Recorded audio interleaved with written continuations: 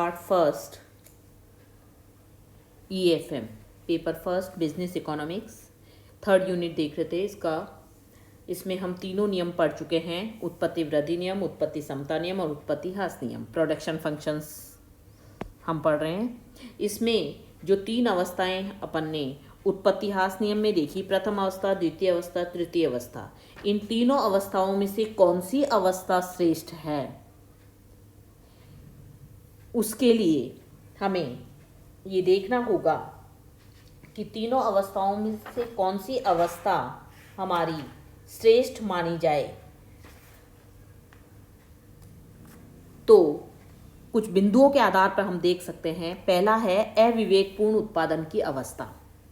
तीनों अवस्थाओं में से पहली अवस्था में कुल उत्पादन, सीमांत उत्पादन और औसत उत्पादन बढ़ने के कारण एक विवेकशील उत्पादक उत्पादन नहीं रोकना चाहेगा।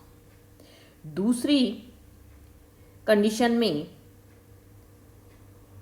जो है, हम दूसरी अवस्था ने लिखे, तीसरी अवस्था को पहले देखेंगे हम कि आर्थिक मूर्खता की अवस्था कहा जा सकता है इसको।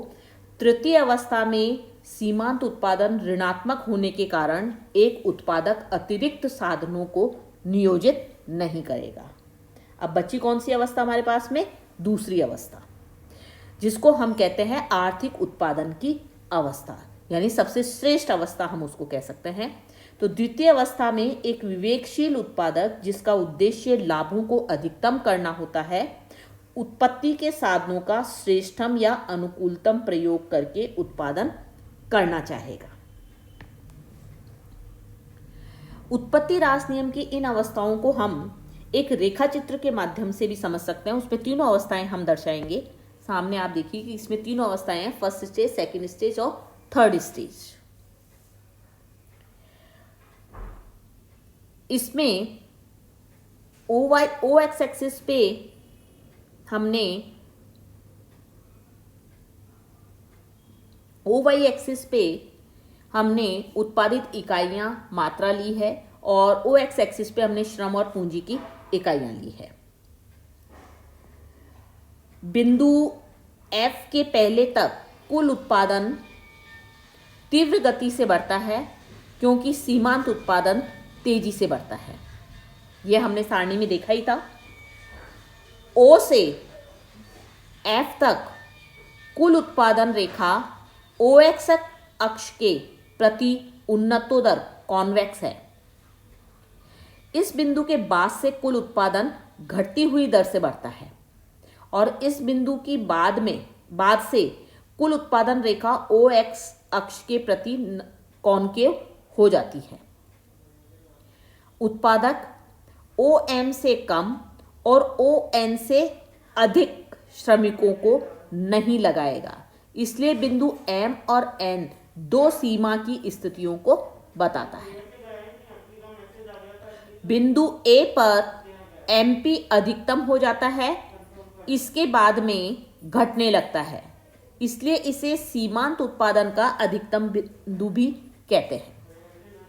बिंदु B के बाद से औसत उत्पादन घटने लगता है, इसलिए इसे घटते हुए औसत उत्पादन का बिंदु कहते हैं। और बिंदु C के बाद से ही उत्पादन घटने लगता है, इसलिए इसे घटते हुए कुल उत्पादन का बिंदु कहते हैं। तो बिंदु F को मोड़ या झुकाव का बिंदु भी कहते हैं। इसके पहले तक टीपी बढ़ती दर से और इसके बाद टीपी घटती दर से बढ़ता है।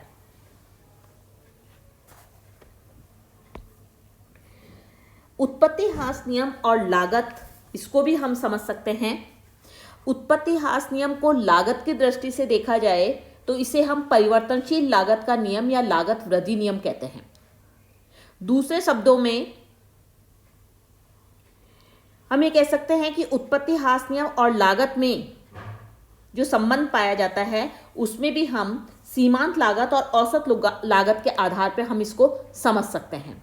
तो यहां पर समझने से पहले हम ये देख ले कि अन्य साधनों को स्थिर रखते हुए प्रारंभ में जब परिवर्तनशील साधनों की इकाइयों को बढ़ाया जाता है तो अनुपात से अधिक उत्पादन प्राप्त होता है हमें, और ऐसी स्थिति में सीमांत लागत और औसत लागत दोनों क्या होते हैं, घटते हुए होते हैं। यदि परिवर्तनशील साधन की और अधिक इकाइयों का उपयोग किया जाता है तो पहले सीमांत लागत एक बिंदु पर न्यूनतम होकर बढ़ने लगता है और इसके बाद औसत लागत एक बिंदु पर न्यूनतम होता है और फिर बढ़ने लगता है। जो सीमांत उत्पादन है जो सीमांत लागत है वो औसत लागत के न्यूनतम बिंदु से गुजरता है। ये हमेशा आप लोगों को ध्यान में रखना है कि सीमांत लागत औसत लागत के न्यूनतम बिंदु से गुजरेगा, जो कि आप यहां देखिए के बिंदु जो है वो ये इंडिकेट कर रहा है कि यहां पर न्यूनतम है AC। प्रारंभ में सीमांत लागत और औसत लागत घटते हुए हैं, दोनों देखिए आपकी नीचे की तरफ जा रहा है ग्राफ आपका।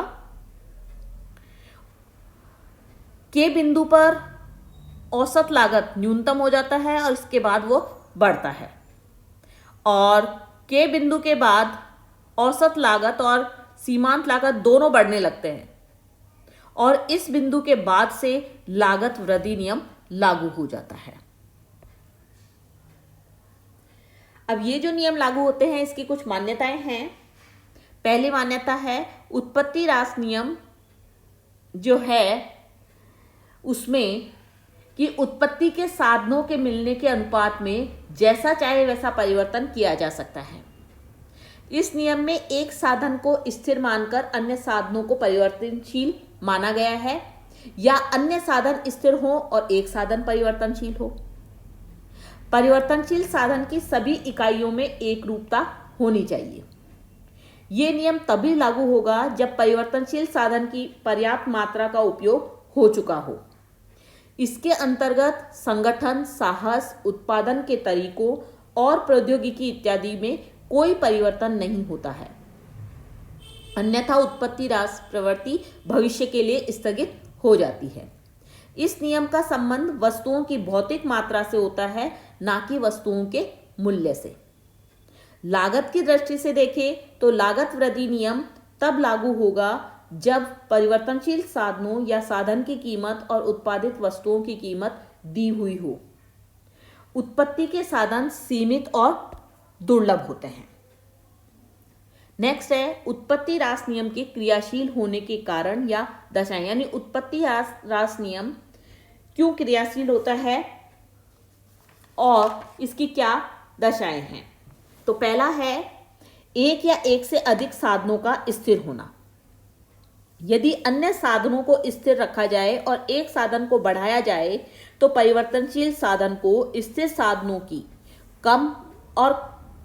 कम मात्रा के साथ कार्य करना पड़ेगा। ऐसी स्थिति में श्रम की उत्पादकता शक्ति कम हो जाएगी और उत्पत्ति ह्रास नियम लागू हो जाएगा।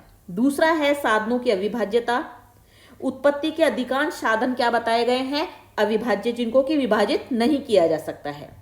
ये अविभाज्य साधन अनुकूलतम बिंदु की प्राप्ति तक तो उत्पादकता को बढ़ाते हैं, लेकिन जब अनुकूलतम बिंदु प्राप्त हो जाता है तो उसके बाद भी साधनों का निरंतर उपयोग यदि किया जाता है तब साधन की उत्पादकता घटने लगती है और उत्पत्ति ह्रास नियम लागू हो जाता है। तीसरा, उत्पत्ति के साधनों का पूर्ण स्थानापन्न होना। उत्पत्ति के साधनों को पूर्ण स्थानापन्न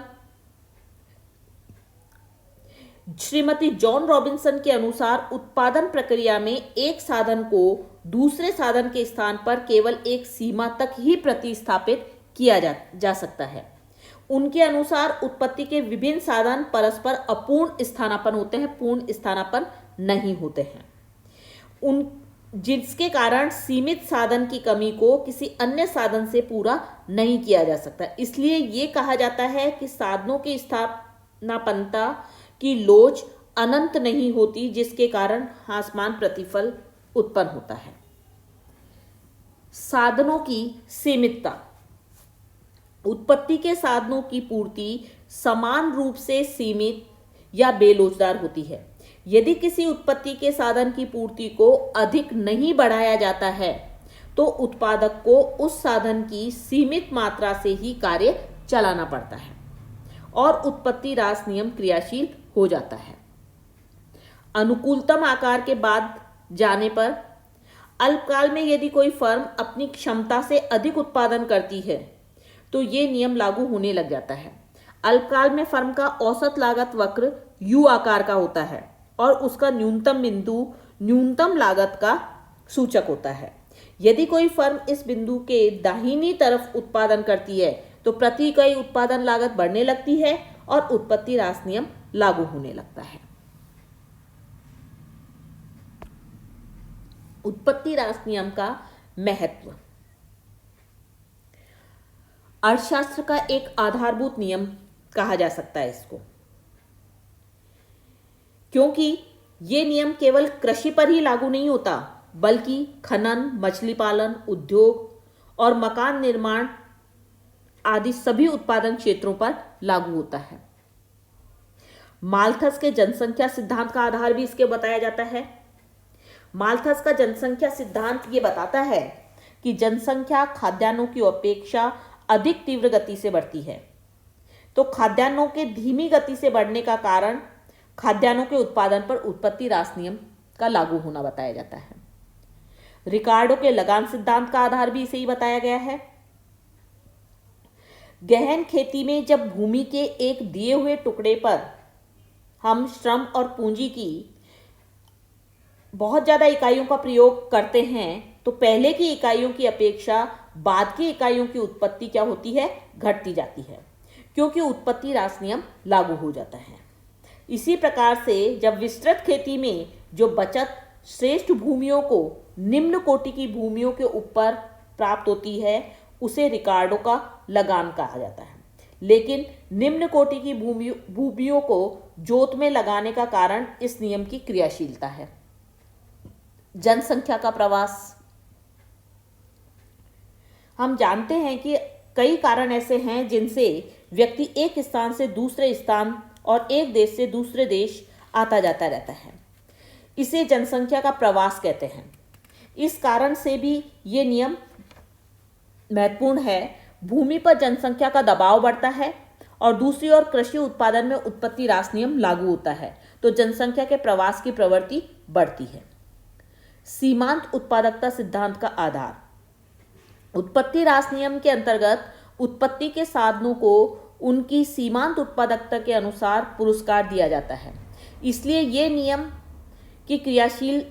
की क्रियाशीलता के कारण परिवर्तनशील साधन की सीमांत उत्पादकता घटती हुई होती है।